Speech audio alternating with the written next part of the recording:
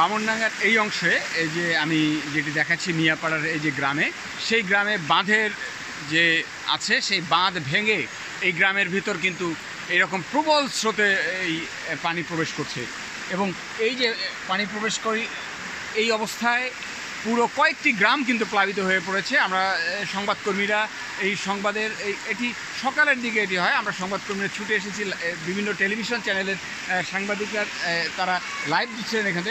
আমি একটু ঘুরিয়ে ঘুরিয়ে দেখাতে চাই যে পুরো গ্রামে কিন্তু পানি প্রবেশ করছে এবং একেবারে প্লাবিত হয়ে পড়েছে। প্রায় 10টি গ্রাম, 10 থেকে 12টি গ্রাম প্লাবিত এবং যেভাবে পানি ঢুকছে তাতে আসলে আরও বেশ কিছু গ্রাম প্লাবিত হয়ে যাবে বলে মানুষজন বলছেন এবং এখানকার স্থানীয় চেয়ারম্যান বলছেন যে প্রায় 100 মিটার বাঁধ কিন্তু ভেঙে গেছে এখানকার এই যে অবস্থায়।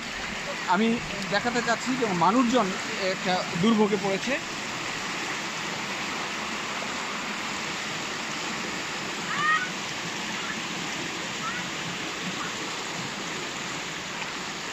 এবং এই যে অবস্থার সৃষ্টি হয়েছে দুর্ভোগের কারণে মানুষজনের কিন্তু বড় এবং যেভাবে পানি ঢুকছে তাতে আরও অসংখ্য গ্রাম হয়তো তলিয়ে যাবার সম্ভাবনা রয়েছে।